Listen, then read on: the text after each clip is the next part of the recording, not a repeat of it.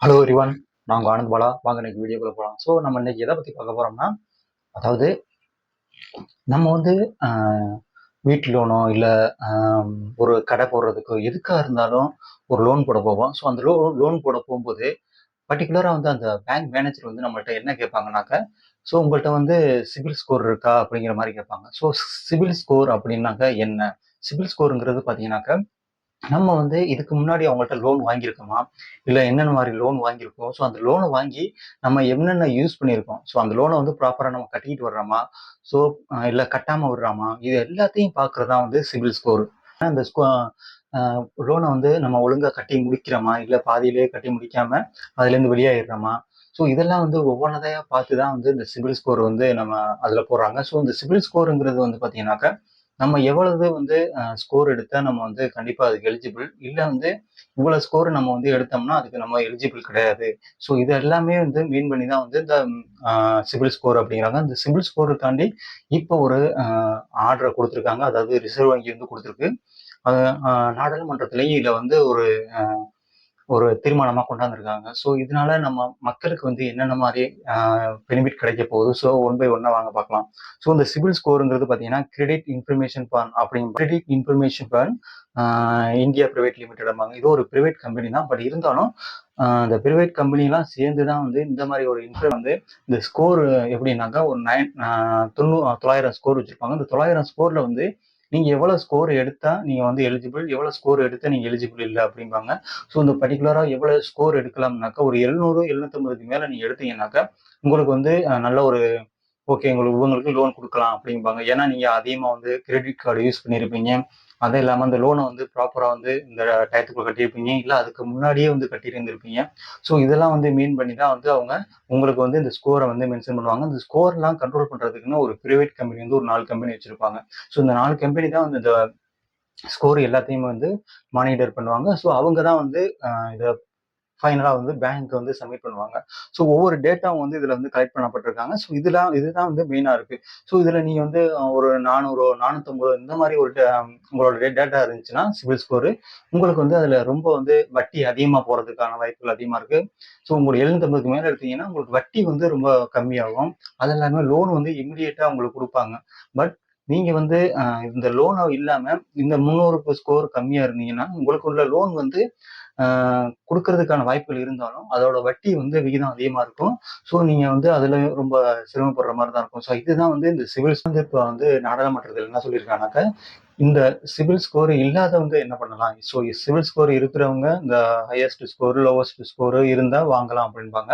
But ஆனா சிபில் ஸ்கோரே இல்ல அப்படிங்கிறவங்க, இதுவரையும் வந்து லோனே வாங்கல. இப்பதான் வந்து புதுசா லோன் வாங்குறேன் அப்படிங்கிறவங்க, அவங்களுக்கு என்ன மாரி வந்து ஒரு ப்ரொசீஜர் இருக்கும் அப்படின்னு பார்த்தாக்க, இப்பதான் வந்து கவர்மெண்ட் என்ன சொல்லியிருக்காங்கனாக்கா, அதாவது ரிசர்வ் வங்கி வந்து சொல்லியிருக்காங்க. நாடாளுமன்றத்திலயும் இத வந்து அறிவிச்சிருக்காங்க. இனிமே வந்து சிபில் ஸ்கோர வந்து நீங்க எடுத்துக்கிற கூடாது.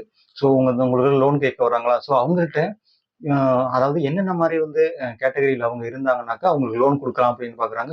உங்களுக்கு சொத்து மதிப்போ, இல்ல அதுக்கு முன்னாடி ஏதாவது வாங்கி அ லோன் வாங்கி, அத வந்து செட்டில் பண்ணியிருந்தாங்களோ, எல்லாத்துலயும் வந்து லாயல்டியா இருக்காரா அப்படின்னுட்டு செக் பண்ணிட்டு, நீங்க வந்து லோன குடுக்கலாம் அப்படிங்கிற மாரி சொல்லியிருக்காங்க. சிபில் ஸ்கோர்ங்கிறது இனிமே கட்டாயம் கிடையாது. அப்படிங்கிற மாரியும் வந்து இப்ப ரிசர்வ் வங்கி வந்து அறிவிச்சிருக்காங்க. இதுல சிபில் ஸ்கோர வந்து அ க மானிட்டர் பண்றதுல மிக முக்கியமா 4 கம்பெனி இருக்கு. இந்த 4 கம்பெனில பார்த்தீங்கன்னா, டிரான்ஸ் யூனியன் சிபில் ஸ்கோர், அடுத்தது பார்த்தீங்கன்னா, ஈக்விபாக்ஸ் சிபில் ஸ்கோர், அப்புறம் பார்த்தீங்கன்னா, எக்ஸ்ப எக்ஸ்பர்ட் சிபில் ஸ்கோர், அப்புறம் கிரிப் ஹை சிபில் ஸ்கோர். இந்த 4 கம்பெனி தான் வந்து பிரைவேட் கம்பெனியா வந்து இத வந்து மானிட்டர் பண்ணிட்டு இருக்காங்க. ஒவ்வொரு டேட்டாவும் வந்து உங்களுக்கு எல்லாமே கலெக்ட் ஆயிருக்கும். நம்ம எடுக்க கிரெடிட் கார்டு யூஸ் பண்றதா இருக்கட்டும், அது இல்லாம வந்து நம்ம ஒவ்வொரு இஎம்ஐ கட்டுறதா இருக்கட்டும், கார் இஎம்ஐ, வீட்டோட இஎம்ஐ எல்லாத்தையும் வந்து இவங்க ஒரு டேட்டாவுல வந்து கலெக்ட் ஆயிருக்கும். ஒவ்வொரு மாசமும் வந்து இவங்க வந்து டேட்டா வந்து நம்மளுக்கு அப்டேட் பண்ணணும். இதுதான் கவர்மெண்ட் ரிசர்வ் இன்னைக்கு என்ன சொல்றாங்கன்னாக்க, நீங்க ஒரு டேட்டா வந்து குடுக்குறீங்கன்னா, ஒவ்வொரு டேட்டாவும் ஒவ்வொரு மாசமும் உங்களுக்கு இன்டிமேஷன் குடுத்தே ஆகணும். அவங்களுக்கு வந்து மெசேஜாவோ, இல்ல இமெயிலாவோ ஒவ்வொரு இதையும் வந்து நீங்க அவங்களுக்கு குடுத்தீங்கன்னா, கண்டிப்பா அவங்க வந்து அத மறுபடியும் வந்து அவங்க லோன் கட்டுறதா இருக்கட்டும், ஒவ்வொரு டைமும் வந்து அவங்க வந்து ரிமைண்ட் பண்ணிக்கிட்டே இருக்கணும் அப்படிங்கிறத வந்து இந்த 4 கம்பெனிகளுக்கும் ரிசர்வ் வங்கி வந்து இன்ஃபார்ம் பண்ணியிருக்காங்க. பர்ட்டிகுலரா வந்து பார்த்தீங்கன்னா, இவங்கள்ட்ட வந்து வருமானம் எவ்வளவு வருது, இவங்களோட வேலை வந்து கரெக்டா இருக்கா, வேலை வந்து நிலையான வேலை பார்க்குறாங்களா, ஸோ ஒவ்வொன்றையும் பார்த்து வந்து இவங்க வந்து அதாவது இந்த லோன் கொடுக்கறது பார்த்தீங்கன்னாக்கா, இந்த வந்து நம்ம வந்து ஒவ்வொரு டைமும் வந்து நம்ம வந்து அந்த சிபில் ஸ்கோர் எவ்வளவு இருக்கு, அது இல்லாம நம்ம எவ்வளவு பணம் வச்சிருக்கோம், இதெல்லாம் வந்து நம்ம போய் செக் பண்ணும்போது, ஸோ இந்த வங்கிகள் இந்த பிரைவேட் செக்டர் என்ன பண்ணும்னாக்க, அவங்கள்ட்ட நம்மள்ட்ட இருந்து ஒரு ஒரு சில ஒரு வகையான அமௌண்ட் வந்து வசூலிப்பாங்க. ஸோ இந்த அமௌண்ட் வந்து இப்போ வந்து ரிசர்வ் வங்கி என்ன சொல்லியிருக்காங்கன்னா, நீங்க வந்து ரூ. 100க்கு மேல வந்து அவங்கள்ட்ட வசூலிக்க கூடாது. ஸோ ரூ. 100 மட்டும் தான் அவங்கள்ட்ட இருந்து நீங்க வாங்கணும். ஸோ இதை மட்டுமே நீங்க வந்து அவங்களோட அந்த செக் பண்றதுக்கான அமௌண்ட் வாங்கணும் அப்படிங்கிற மாதிரி சொல்லியிருக்காங்க. ஸோ அது மட்டும் இல்லாம இதை வந்து பாத்தீங்கன்னாக்கா இதை 2016லயே வந்து இதை வந்து ஒரு அறிவிச்சிருக்காங்க. 2016ல என்ன மாதிரி அறிவிச்சாங்கன்னாக்க, நீங்க வந்து ஒருத்தவங்க வந்து ஒரு இதுல கம்ப்ளைண்ட் பண்றாங்கன்னாக்கா, அந்த கம்ப்ளைண்ட்ல வந்து சோ அவங்க வந்து எடுத்துக்கல, அதை ரிஜெக்ட் பண்றாங்க. சோ அப்படிங்கும்போது நீங்க என்ன பண்ணலாம்னா, அதே கம்பெனில ஒரு சிபில் ஸ்கோர் அப்படிங்கிற ஒரு அதிகாரி இருப்பாரு. ஸோ அந்த அதிகாரி கிட்ட நீங்க டைரக்டா போய் பேசலாம். ஸோ அவர் வந்து அங்க வந்து அவருக்கு அவங்களோட அந்த கம்பெனியோட கட்டுப்பாட்டுல இருக்க மாட்டாங்க. ஒரு சுதந்திரமான ஒரு ஆளா இருப்பாங்க. ஸோ அவர்ட்ட நீங்க போய் சொன்னீங்கன்னா, கண்டிப்பா அவர் வந்து அதுக்கு உண்டான சொல்யூஷன் குடுப்பாரு. ஸோ அவருமே வந்து உங்களுக்கு சரியான ரெஸ்பான்ஸ் குடுக்கலன்னா, நீங்க டைரக்ட்டா வந்து ரிசர்வ் வங்கியில இந்த மாரி ஒரு சிவில் ஸ்கோருக்கான ஒரு தனி அதிகாரிய வந்து அவங்க நியமிச்சிருப்பாங்களாம். ஸோ அங்க போயிட்டு நீங்க வந்து அத பத்தி பேசுனீங்கன்னா, கண்டிப்பா அதுக்கு உண்டான சொல்யூஷன வந்து அவரே வந்து சொல்லுவாரு அப்படிங்கிறாங்க.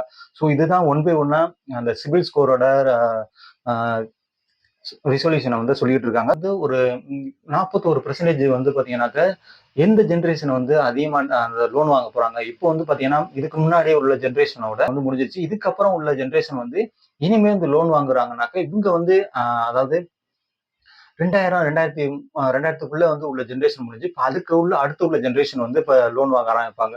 ஸோ இவங்க வந்து என்ன மாரி லோன் வாங்க ஆரம்பிப்பாங்கன்னா, ஒரு யங் ஜெனரேஷன் ஒரு 25, 26, 30 வயசுக்குள்ள உள்ளவங்க லோன் வாங்கும்போது, அவங்களுக்கு என்னென்ன மாரி ப்ரொசீஜர் இருக்கும். இந்த ஆ ஒவ்வொரு மாரியும் வந்து அவங்களுக்கு வந்து மாறுபாடுகள் இருக்கும் அப்படிங்கிற மாரி ரிசர்வ் வங்கி சொல்லியிருக்கு. பாப்போம் என்ன மாரி வந்து லோன் எடுக்க போறாங்க. ஸோ இது வந்து 40% வரையும் வந்து லோன் எடுத்துக்கிட்டு இருக்காங்க அப்படிங்கிற மாரி இப்ப சொல்றாங்க. ஸோ இதுதான் வந்து சிபில் ஸ்கோரோட வித்தியாசம். ஏன்னா இப்ப சிபில் ஸ்கோர்ங்கிறது இப்ப வந்து இல்லன்னு சொல்லியிருக்காங்க. ஸோ இதனால ஒரு மக்களுக்கு வந்து ஒரு பெனிஃபிட் தான். ஏன்னா ஒவ்வொரு வாட்டியும் நம்ம வந்து பேங்க் போம்போது, அவங்க வந்து இந்த சிக்யூரிட்டி கொண்டாங்க, இந்த ஒரு இவங்க நல்லா தெரிஞ்சவங்கள கொண்டாங்க. ஸோ அது இல்லாம உங்கள்ட்ட வந்து சிபில் ஸ்கோர் இருக்கா? ஒவ்வொன்னையும் வந்து கேட்டுக்கிட்டே இருப்பாங்க. நீங்க வந்து லோன் அவ்வளவு சீக்கிரமா வந்து வாங்கிட முடியாது. ஸோ அப்படி இருக்கும்போது, இப்ப ரிசர்வ் வங்கி ரொம்ப இதெல்லாம் வந்து எளிமைப்படுத்தியிருக்காங்கன்னு தான் சொல்லலாம். ஸோ அதனால நம்ம போய் டைரக்ட்டா வாங்குனோம்னா, நம்மளுக்கு வந்து நம்ம நம்ம பேக்கிரவுண்ட்ல வந்து பாத்தீங்கன்னா, நம்மளுக்கு வந்து ஒரு தொழில்ல வந்து ஒரு லக்குல வேலை வந்து ஒரு நல்ல ஒரு வேலையில இருந்தோம்னாக்க, கண்டிப்பா வந்து அவங்க லோன் குடுக்காம இருக்க மாட்டாங்க. கண்டிப்பா குடுத்துருவாங்க. ஸோ அப்படி குடுக்காம இருந்தாலும், நீங்க போயி டைரக்ட்டா அந்த சொன்ன மாரி சிபில் ஸ்கோர் அந்த அதிகாரிகள்ட்ட போய் நீங்க பேசுனீங்கன்னா, இல்ல நீங்க வந்து ஃபோன் வாயிலா கூட பேசலாம். ஸோ அவங்கள்ட்ட பேசும்போது, உங்களுக்கு உண்டான சொல்யூஷன வந்து அவங்களே குடுத்துருவாங்க அப்படிங்கிறாங்க. ஸோ இததான் இன்னைக்கு நம்ம பார்க்கணும்னு இருந்தோம். ஸோ வாங்க அடுத்த வீடியோல பார்ப்போம். நான் உங்க ஆனந்த் பாலா. வணக்கம்.